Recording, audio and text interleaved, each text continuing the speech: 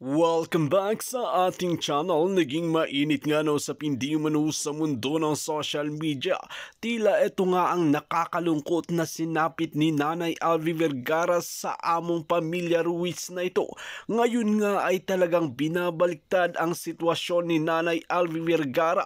At sinabi nga ni Nanay Alvi Vergara mismo na hindi nga siya pinapasahod mula nga nung namasukan ito sa kanila at hindi talaga makatakas dahil sa pang-aabuso na nangyayari di umano sa kanya. Ngayon nga ay sinasabi ni Garcia Ruiz na binigyan di umano ito ng sahod at tila may mga bali pa ito. Ang nakakalungkot mga kaibigan, kung ikaw ay isang tao at nagpapasahod ka, dapat papermahin mo ang mga katulong mo. Ngunit sa pinapakita nga na ebidensyang araw ni Garcia Ruiz na nagbaling araw si Nanay Alvi Vergara ay wala naman itong mga perma. Kung matatandaan natin at makikita natin mga kaibigan, madali lang pikihin ang mga ganito at madaling bayaran ang isang kasambahay pa na kasama ni Alvi Vergara para hindi tumistigo sa mga kabalbalan na kanilang ginagawa. At ayon pa nga kay Garcia na talagang hidabol nga raw ang pitaka ni Nanay Alvi Vergara na naglalaman ng 20,000. Ngunit ayon sa paliwanag ni Nanay Alvi Vergara ay wala siyang pera at walang nakalagay sa pitaka niya at pinagtatapon nga raw ito ng mga kasambahay na kasama niya sa loob ng mga Ruiz na ito. Dito natin makikita mga kaibigan, sino ang paniniwalaan ninyo? Ang pamilya Ruiz ba or si Nanay Alvi Vergara? Well mga kaibigan, para nga sa karagdagang impormasyon, panoorin nga natin ang buong video. At kung bago ka lamang sa aking channel, huwag kalimutan i-click ang subscribe button at notification bell para lagi kang updated sa ating mga bagong video. At para sa sulit viewers natin dyan, maraming salamat sa walang sawang pagsuporta. Doon sa may tindahan namin, sa pesto. Pinapasweldo kayo? Hindi po. Ang sabi, pinapasweldo kayo simulan 2019, 5,000 Hindi po sa totoo. buwan. Hindi po. Pero itong 2017, kahit kailan hindi kayo pinasweldo. Opo, buwan. Kahit 2019 beyond, hindi kayo pinapasweldo. Opo. Kahit isang kusing, wala kayong natanggap. Wala po.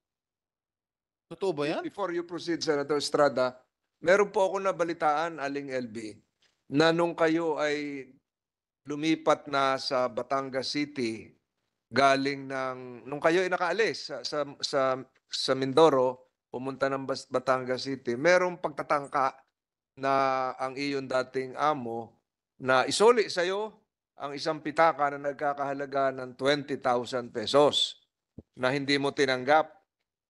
At dahil sabi mo, wala ka namang pera. Totoo yun? Totoo po yun. Wala po akong pera kahit singkonduling. Wala po ako natatanggap na sweldo sa buhat sa kanya. Hindi, pero pinadalhan ka raw nakakalimutan mo raw yung pitaka na may 20,000 pesos. Totoo ba may 20,000 pesos ka? Wala po. Hindi po Wala. totoo yun. So anong ginawa mo nung binibigyan ka ng pitaka na naiwan mo daw at pinasoli mo ba? Pinasoli mo yung pitaka? Hindi mo tinanggap? Hindi po. Mrs. Garcia Ruiz, totoo ba na meron kayong pinadala na 20,000 nung nakaalis na sa Mindoro si Manang LB at pumunta na ng Batangas City, pinahabol niyo yung 20,000 at di umano pinasabi niyo na minakalimutan kang pitaka rito, may laman 20,000 piso at hindi tinanggap ni LB dahil hindi nga daw siya nasweldo. Totoo ba yon? Your Honor, nung ibinalik na po si Ate LB sa kanila, sabi ko sa mister, dalhin mo na rin yung gamit ng Ate LB, total na sa pamilya niya. Kasi po, Your Honor, may tira pa pong sahod ang Ate LB sa akin na 20,000. Sabi niya sa akin, kapag aalis na ako, tayo sa kakukunin. Ari po, listahan, Your Honor, ng mga lumang notebooks na mga bali ng Ate LB. Ang mga listahan ng kanyang mga pinasahod sa kanya. May pirma? Listahan po ng mga kasama niya kasi Your Honor, hindi baga po ako ang naglilista ng mga kasamahan nila ng mga nagabali, yung kasamahan din po nila. So, teka, balikan ko with the permission of Senator Estrada. Balikan ko. So, totoo na nagpahabol kayo ng pitaka na may lamang 20,000 pesos. Tapos mga damit niya po, Your Honor, na naiwan sa amin. Tayo sa 20,000 pesos. Opo, Your Honor. So, pinasoli sa'yo, hindi? Hindi Tinanggap po niya? hindi po ipinaharap ng pamilya niya si Ate LB. Ang sabi daw po na doon siya sa isang kapatid. Yun ang sabi. Kasi tapos ang sabi daw po sa kanya nakunin, isa ka na yan, sabi daw po ng ganun. Hindi siya pinakita sa Eh, amin. nasaan na yung pitaka? Daladala mo ba dito, yung pitaka? Wala po, Your Eh, Honor. nasaan na yung pitaka? Nandun po sa bahay kasama ng mga gamit niya. Sa Mindoro po. So, nasa inyo? Opo, sa Mindoro. Nandun din yung 20,000? Opo, kasama ng gamit. Bukod doon sa perang 20,000, ano ang laman ng pitaka? Wala na po. Tsaka mga damit lang po. Ayun. Kasi, Aling LB, ikaw, may pitaka ka ba talaga? Po. May pitaka ka? Opo, yung panlalaki po na parang batik po. Nasaan na yon?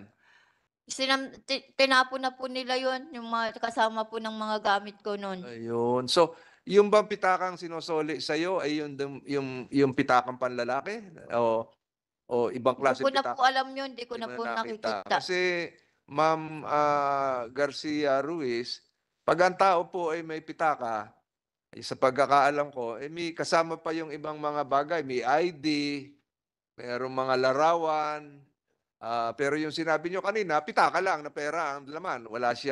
Wala siyang litrato kung Comelec ID o kung ano man. Walang ganon.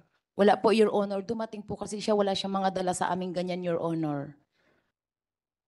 Wala siyang identification card. Wala po mga dalang mga ganyan. Wala po, Your Honor. Kanina binabanggit ka na yung listahan na ginawa ng mga kanyang mga kasama sa trabaho, yung mga bale.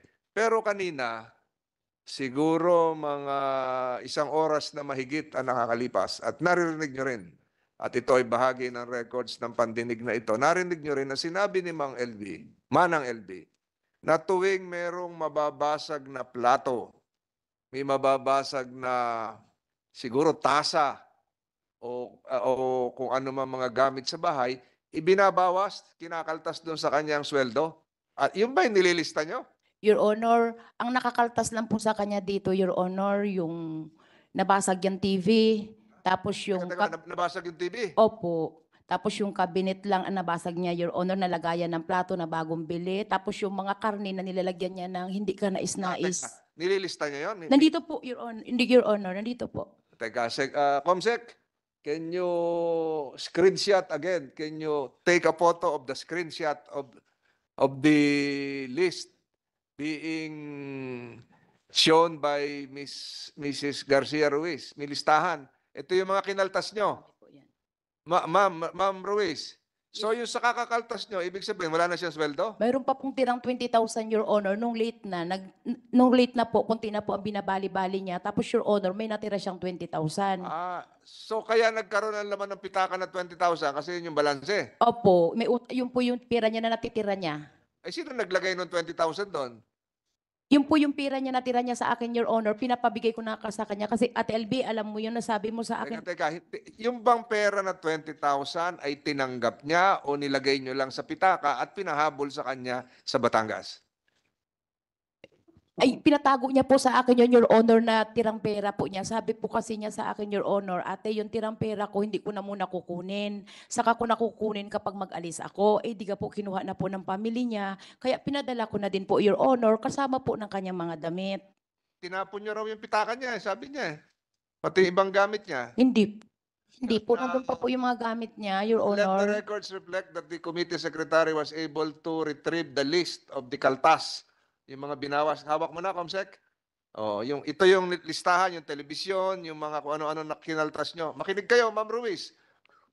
Makinig kayo sa akin. So, ito yung listahan na binigay nyo.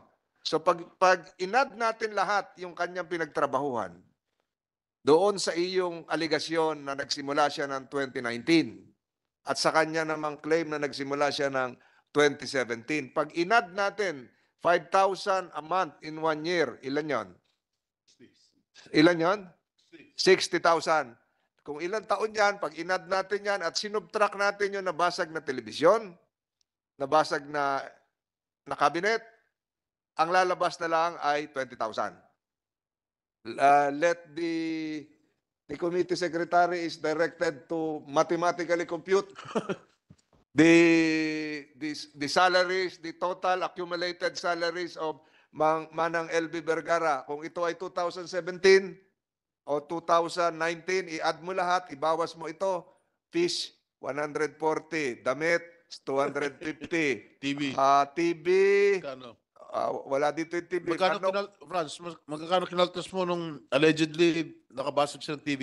At paano niya nabasag ang TV? Your Honor, hindi pa po yan lahat kompleto yung listahan. Meron pa po kami doon sa sunod na lang po na hearing namin dadalhin po Sa lahat namin. pagkakaalam mo, sa pagkakatanda mo, magkano kinaltas mo ron sa ano? Sa TV. Sa TV. Parang 7,000 lang po yata yun. Ang kinaltas mo Opo. sa sweldo niya. So isang buwan at kalahati niya pagtatrabahuhan yung binasag niya, ganun ba? Kasi po At paano niya nabasag yung TV? nanonood po sila yung mga kasamahan niya. Tapos dumaan lang po siya. Nalaglag niya na agad. Parang ginanon niya lang po. Ito yan. Doon po sa may sala yun, Manang Your LB, Honor. matapos natin si Ma'am Ruiz. So, Ano? Nanonood po yung mga kasama niya, Your Honor, kasi marami nga po sila doon, Your Honor, na stay-in. Kumbaga natutulog sila. Marami silang nanonood nung gabi na yon. Tapos, Your Honor, dumaan lang siya, nalaglag na yung TV. Paano dumalat? Nalaglag. Ay, yung wire nga po, Your Honor, na ano niya, nasagi ng Ate LV. O, aling LV. Sagot. Hindi po totoo yun. Hindi po ako nakasira ng TV. Yung kasama ko ang nakasira. Siya ang magdamag nanood ng TV. Ako'y maaga pang tulog na at maaga nagigising. Huwag niyo natin taasan po, Manang LB, ang ating boses dito sa pagdinig na ito. Hmm. Huwag po tayo magagalit. Kinakaila ni Aling LV. Your Honor, meron naman pong mga testigo na magsasalaysay ng tungkol sa bagay niya yan. Kung halimbawa, kailan niya man, Your Honor. Siya po talaga ang nakabasag doon yun, Your Honor. Pero ngayon, tinitingnan ko, Senator Estrada, meron dito 17,366. Meron po dito 18,315. Kung gawin na natin ito yung mga bawas sa kanya, kahit 20,000 natin gawin each, di 40,000. Opo. Sa isang taon, 60,000 ka mo, 60,000 minus 40,000. 20. Yung bang kaya naging 20,000? Meron pa po, Your Honor, na mga listahan pa po doon, Your Honor. Ito Listahan kasi na? ito, December, ilang taon to? 2019 lang po, Your Honor, sa akin pumasok ng August 11 yan, ay August 12 ang start niyan, Your Honor, kasi yung August 11, sinelduan ko po siya dahil sa loob siya ng palengke nagtrabaho, iba yung sahod nun. Ang start, Paano naging 20 August nakalagay dito sa listahan mo, December? Ewan kung malabo ang mata ko, December to January nakalagay, oh. ay yung total balance na lang po yan, Your Honor, na nakalagay. Kaya nakalagay po yan balance na ng 2019 is 10,700, Your Honor. Hindi naman po pati ako ang nagagawa niyan, Your Honor, kundi yung mga kasamahan po nila, Your Honor. So yung mga kaltas, yung mga kasamahan na rin niya ang gumagawa. Lahat po yung listahan na, Your Honor, hindi ko po sulat kamay yan, Your Honor. Sulat kamay ng mga kasamahan po nila. So yung mga kasamahan niya ang nagkakaltas para sa'yo? Hindi po, Your Honor. Yung mga halimbawa, yung mga nagpapalista siya, yan po, kinakaltas po nila yan dyan. Sila po tagalista. Bakit wala dito yung TV na basag? Nandyan po.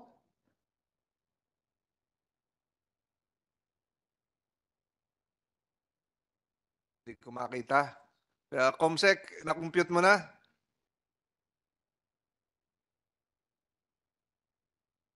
Wala dito yung TV. Pichel, nandito. So, kahit ganito po yung computation nyo, tingnan nyo, 2021 ito. Hindi po ito 2019, 2021. Yung listahan nyo. October 2021. So, babalik tayo dun sa tanong ni Senator Estrada. Pinasweldo nyo siya? Opo. Hindi raw eh. Pinasweldo po, Your Honor. Nasweldo kayo, Manang LB? Hindi po, buat noong nag-start po ako sa kanya, hindi po ako sinusweldohan. Your Honor, nasusildo po siya, lalo pag nasama sa amin sa anniversary ng Kapitol. Kapag nalabas po kami, magkakasama po kami. May picture po kami yan na magkakasama kami Anniversary ng? ng Kapitol po namin. Kasama po namin Ano yan. po yung Capitol? Ang fiesta po ng Occidental Mindoro. Kasama po namin nalabas yan, Your Honor. Teka, paano tayo nagpiesta noon COVID nga, lockdown? 2021, Your Honor, kasama namin nalabas po yan, Your Honor. Ito pa tayo, COVID lockdown pa noon, pandemic. Huli na po ng 2021. Bukas medyo maalwan na po sa amin, Your Honor, ng 2021 po, Your Hulihin Honor. kayo ng pulis, bawal lumabas noon. IATF, ano ba noon? Max, anong tawag doon? Quarantine, anong tawag doon? MECQ. MECQ. Nakakalimutan natin yung salita, MECQ. Ano ibig sabihin ng MECQ? Modified Enhanced Community Quarantine. Ayun, yung modified ay bawal nga magdikit-dikit may espasyo sa paglabas ng social distancing, di ba ho? So nag-celebrate pa kayo? Your Honor, ano po yun? November 2021, Your Honor. Ay, MECQ pa nga. Medyo maalwa na po sa amin nung time na yun, 2021 eh. Ganun ba? Opo. Magagalit yung IITF sa Mindoro. Paano nangyari yon? So, continuing the line of questioning of Senator Estrada, nagpasweldo kayo, hindi? Pasweldo po, Your Honor. Pasweldo. Lumabas pa, nag-violate pa kayo nung COVID-19 quarantine protocol, self-protocol. Nakalabas pa kayo. Na po, Your Honor. Bawal nga magbenta sa tindahan yung pagbenta nun online yung iba. May plastic po. Yes. Yung iba naka-face shield pa Opo, opo. Oo. Tapos kayo nag-celebrate sa labas. 2021 po yun, Your Honor, ng November. Medyo maalwa na po nung time na yun eh. Hindi medyo mahigpit pa noon. Medyo mahigpit pa noon. So lahat ng sinasabi mo, pinabubulaanan mo na wala kang ginawang masama kay Manang LB. Opo, Your Honor. Kung mayroon man, yung mga kasamahan niya po. Mga kasamahan niya, pumasok doon sa banyo ninyo at inuntog siya. Hindi ko baga po alam, Your Honor. Hindi ko naman po nakikita kasi nandun nga po ako sa tindahan. Paggabi po, nasa loob na naman po ako. Pero ng kwarto. kanina yung pinag-uusapan, yung tindahan, malapit din sa banyo. At rinig din yung nangyayari sa banyo. Opo, Your Honor. Ang sukat lang po ng tindahan namin is 11 feet and 140 meters. Napakalapit po, Your Honor. Kaya kung may sinasaktan po, maririnig po. Ang aming division po ay plywood. Rinig na rinig, Your Honor. Ang dingding po ng ang mga kwarto nila, plywood din po. Tapos yung sa likod po ng kwarto nila, Your Honor, daanan, iskinita. Dikit-dikit po, Your Honor, ang bahay. Dito po sa harapan, Your Honor, gasolinahan. Yung gasolinahan may fire exit na may butas na 2 ganyang kataas, Your Honor. Tapos yung tindahan namin open po doon na may gasolinahan din po sa kabila. Yung sabitan ng karne, saan yun? Sa taas po ng palengke. Sinabit niyo raw siya doon. Your Honor, walang katotohanan po, Your Honor. Sa taas po ng palengke ang sabitan ng karne. Manang LB, may sabitan ba ng karne sa tindahan? May naiiwan po doon pag nagpakakatay po ng baka. Nag-aiwan po sila ng sabitan ng karne doon. Sabitan ng karne, ito ba yung bakal na parang letter J? Opo. Doon ka sinabit? Sinabit ka doon? Opo. Saan yun? Sa palengke o sa bahay? Doon po sa may kusina po. Meron din sabitan doon. Paano ka sinabit? Kamay lang po ng kasama ko. Sino nagutos? Si Ate Franz po. So paano, nakatali ka sa lubid o sinabit ka doon sa damit mo? Mapupunit yon. Sa leeg po. Ha? Binuhat po. Binuhat ka pasakal. Opo. B. Yung pong boy namin, yung nagkatadtad ng karne namin. Anong pangalan? Si Ogie po.